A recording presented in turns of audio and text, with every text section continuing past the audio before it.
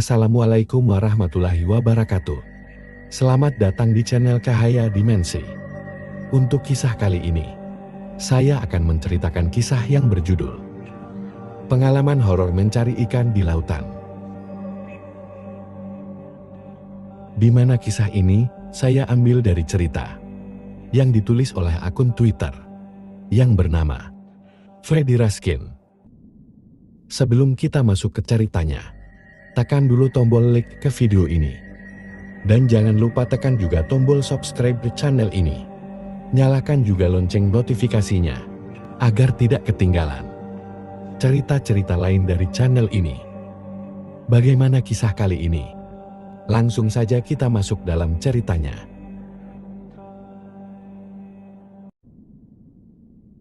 Tahun 2003. Hari itu aku memiliki kesempatan untuk berkunjung ke rumah salah satu kawan lama. Rumahnya berada tidak jauh dari tepi pantai.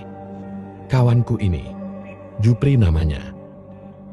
Kebetulan selepas SD, dia memilih mengikuti jejak bapaknya yang bekerja sebagai nelayan tradisional.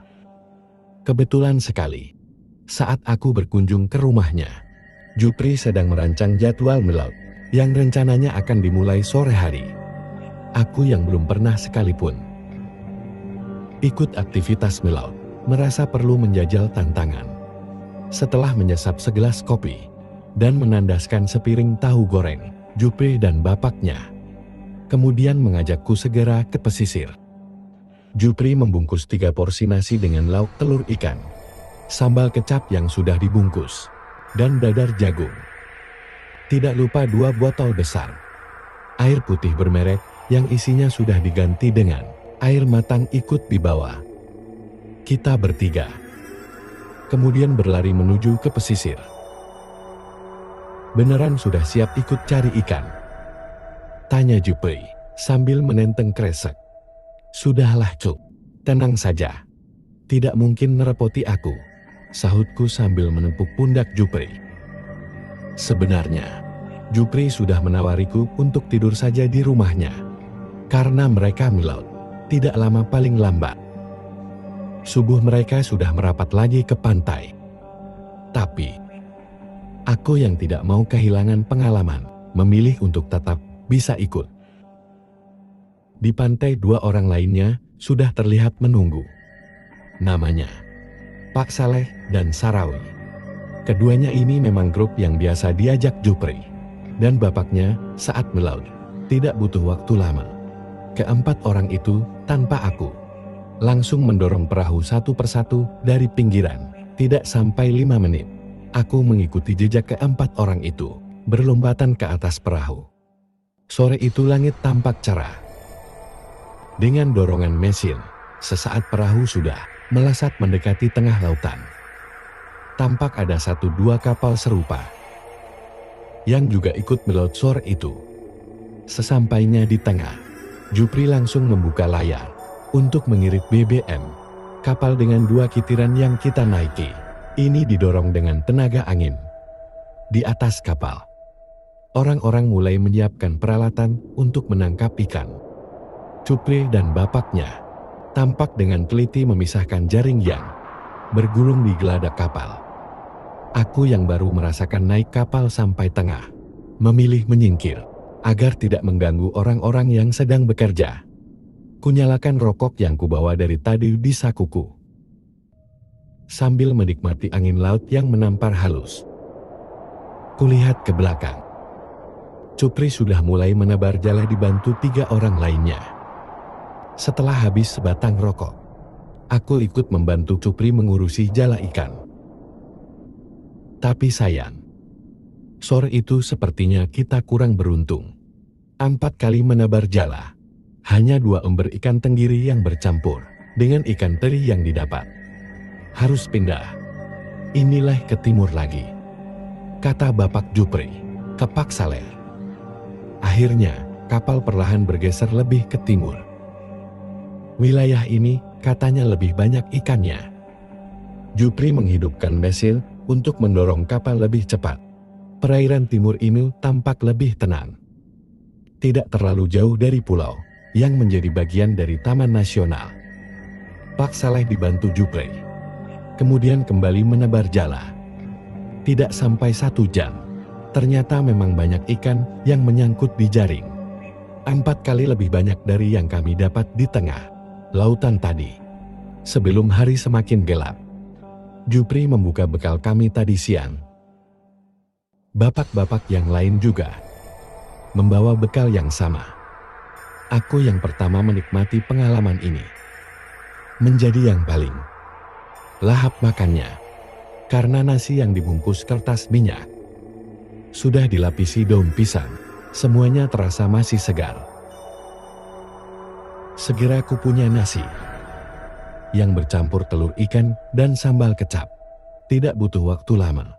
Sebungkus nasi yang sebenarnya cukup banyak, itu langsung kandas. Semua makanan terasa enak saat dimakan di tengah lautan. Kopi yang disimpan di termos menutup menu makan sore itu. Bapak Jupri mengatakan akan menjaring beberapa kali lagi sebelum pulang. Karena biasanya jam-jam setelah maghrib, terkadang banyak cumi-cumi di sekitar perairan itu. Semua sisa makanan kembali dibungkus. Hanya punyaku yang tidak bersisa. Setelah makan, Jupri kembali menebar jala. Sekitar 3 kali sebaran. Tiba-tiba jala terasa berat. Aku sampai ikut turun tangan menarik jala. Bapak Jupri memberi komando agar jala ditarik pelan-pelan, supaya tidak sampai robek. Dapat apa ini? Jangan-jangan ikan pari berat soalnya. Sarawi berteriak. Perlahan jaring pun naik semakin ke atas. Di remang-remang cahaya matahari yang nyaris tenggelam. Kita berlima penasaran dengan ikan macam apa yang tertarik di jala itu. Awalnya terlihat segerombol cumi-cumi seukuran jempol kaki orang dewasa yang terjaring. Benarkan banyak cumi-cumi jam segini? Pak Jupri bergumam sambil mengambil cumi-cumi dengan tangan. Tapi di bawah cumi itu ternyata ada sesuatu yang lain. Dari teksturnya mirip dengan karang. Jupri lalu mengambil sentolop besar untuk melihat benda apa yang mereka tarik. Saat cahaya mengenai benda itu, terlihat sebuah batu yang mirip dengan patung. Bentuknya lonjong memanjang, tapi ada ukiran yang menyerupai wajah dan tangan. Seperti bentuk wanita yang sedang menyusun tangan dengan posisi membekap. Patung ternyata Pak. Bagaimana ini? Celetuk Sarawi sambil berusaha menggendong patung seukuran buah belewah itu. Pak Saleh yang melihat wujud asli patung itu tiba-tiba berteriak membentak. Dia menyuruh Sarafi untuk melemparkan benda itu ke laut. Sarawi sempat menimbang-nimbang. Sampai akhirnya Pak Saleh mendorong tangan Sarawi dan membuat patung itu kembali masuk ke air. Sesaat sebelum patung tersebut, aku sempat melihat patung itu seolah mengedipkan matanya ketika cahaya senter yang dipegang Jupri masih menyorot patung itu. Wah, pertanda jelek ini. Jangan sekali-kali diambil. Kalau begitu, itu penunggu air. Pak Saleh menasihati Sarawi. Anehnya tidak lama setelah patung itu masuk ke air, cuaca yang awalnya tenang tiba-tiba berubah. Ombak tiba-tiba mendadak berayun kencang. Hujan juga sudah mulai turun dengan cepat. Memang kita masih ada di tengah perairan, tapi ada 2 pulau kecil, sisi utara dan timur, yang seharusnya bisa mengurangi angin. Jupri mulai mengakali mesin untuk mendorong kita menjauh. Tapi berulang kali, kapal seperti kembali lagi ke titik kita semula, mencari ikan. Perutku mulai bergejolak. Kapal yang tadi stabil mendadak mengguncang-guncang. Muntah pertamaku mengucur keluar. Rasa pusing mulai melanda. Apalagi kapal tidak kunjung berhenti terguncang. Jupri tampak khawatir melihatku, tapi dia juga harus mengatur mesin kapal agar tidak ngadat.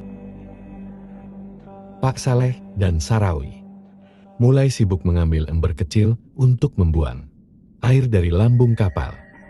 2 menit kemudian, muntah keduaku keluar. Daripada yang lain, aku memilih untuk memegangi badan kapal agar diriku tidak terlempar dari kapal. Cuaca semakin menggila.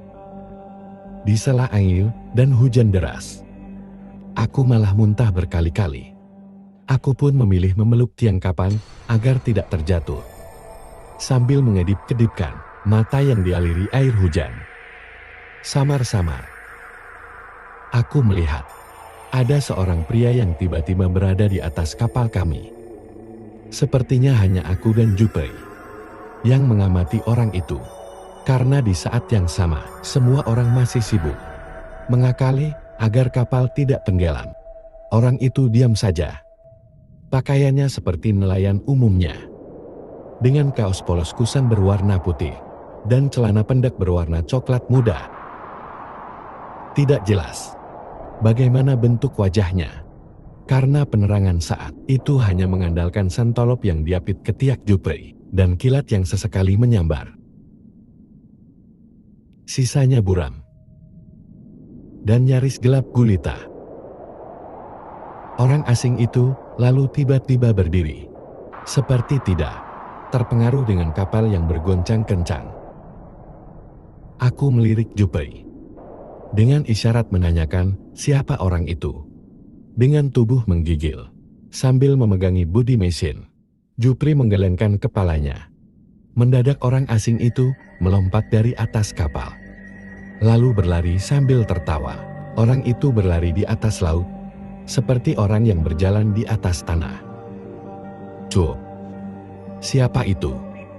Spontan, aku berteriak kencang setelah melihat orang itu berlari.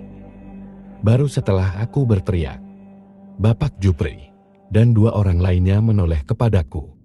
Pak Saleh lalu beranjak dari tempatnya. Di tengah suara ombak dan derasnya hujan, Pak Saleh menanyaiku. Aku menjawab dengan suara menjerit-jerit, antara melampiaskan takut dan berbicara. Pak Saleh kemudian diam sejenak sambil memegangi tiang kapal yang kupeluk. Setelah memejamkan mata, Pak Saleh lalu beranjak dari tempatnya. Dia mendekati ember ikan yang ada di dekat Jupri. Hujan lebat dan ombak masih terus menggoyang kapal kami. Tangan Pak Saleh mengaduk-aduk 4 ember besar, sebagian cumi-cumi dan ikan tenggiri, berjatuhan di ember keempat. Pak Saleh tampak mengangkat sesuatu dengan cepat. Benda itu dilemparkannya ke lautan. Tidak jelas benda apa itu. Aku masih sempat muntah lagi. Setelah Pak Saleh membuang benda dari ember itu, tubuhku terasa semakin lemas. Sarawi yang tampak kasihan melihatku, lalu mengambil botol air minum dan memberikannya kepadaku. Lidahku sudah terasa pahit sekali, karena berulang kali muntah. Beberapa menit kemudian, cuaca mendadak berubah drastis. Hujan deras perlahan menghilang, begitu juga ombak kencang yang berangsur memelan. Sinar rembulan tipis, yang tadi tidak tampak mulai sedikit memberi penerangan. Patungnya ada yang terbawa satu tadi. Makanya penunggunya marah, kata Pak Saleh, sambil duduk di sampingku. Aku yang benar-benar sudah mabuk laut berat, hanya bisa diam. Di satu sisi, muncul ketakutan, tapi di sisi lain badanku benar-benar tidak enak. Aku masih memikirkan apa yang barusan terjadi. Jupri yang khawatir dengan wajahku yang katanya pucat, kemudian memijat-mijat tengkukku. Habis ini pulang yuk, sudah tidak akan ada apa-apa lagi. Jupri berbicara di sampingku. Mesin kapal lalu dinyalakan lagi. Perlahan kapal mulai berjalan menuju arah kita datang tadi. Pak Saleh kulihat sempat melemparkan sesuatu. Sekilas seperti sebuah bungkusan yang berisi bunga dan tanah. Baru sekitar 2 menit berjalan, aku yang meringkuk di dekat mesin menangkap sebuah cahaya hijau di tengah laut, jaraknya sekitar 50 meter dari kapal. Alur kapal memang tidak searah dengan cahaya itu. Tapi aku bisa melihat cahaya itu seolah semakin mendekat. Ketika jaraknya tersisa, sekitar 15 meter, aku kembali harus melihat pemandangan yang selama ini tidak pernah aku bayangkan. Ada seorang wanita yang duduk di atas. Cahaya itu seolah-olah dia duduk di atas sebuah lantai. Wajahnya manis, paras wajah perempuan Jawa. Dari cahaya hijau, aku melihat rambut panjangnya yang terurai, hidung mancung, dan senyum yang membuatku seperti terhipnotis. Wanita cantik itu menyisir rambutnya dengan jemarinya. Matanya yang lebar indah terus menatapku. Aku terpana. Mataku sama sekali tidak bergeser dari wanita itu. Sampai kemudian, Pak Saleh mentempeleng pipiku. Seketika aku seperti tersadar. Sambil melotot melihat ke arah mata Pak Saleh. "Jangan dilihat sudah. Diam saja apa mau tidak pulang?" bentak Pak Saleh. Aku langsung menggeleng-gelengkan kepalaku. Sambil mengusap wajah, aku coba kembali melirik ke tempat wanita itu tadi berada. Cahaya hijaunya perlahan meredup. Aku hanya bisa melihat ada sebuah ekor panjang mirip ekor ular, tapi dengan sisik ikan, masuk ke dalam air. Seakan tidak percaya, aku mengucek mataku lagi, dan semuanya ternyata sudah hilang. Setelah itu, tidak ada pembicaraan lagi di atas kapal. Sampai akhirnya, sekitar 2 malam, kapal kami mulai sampai ke pantai tempat tinggal Jupri. Sebelum turun, Pak Saleh menyuruhku meminum teh laut yang sudah diwadahinya ke dalam gelas kopi, meskipun tidak tahu apa gunanya. Aku menurut saja, kata Pak Saleh. Itu untuk mengurangi efek mabuk. Jaga-jaga, supaya kamu tidak diikuti deh. Maaf tadi aku tampar. Soalnya, kamu sudah mau masuk ke laut, kata Pak Slamet sambil memanggul ember ikan. Setelah hari itu, aku tidak berani lagi ikut melaut bersama Jupri.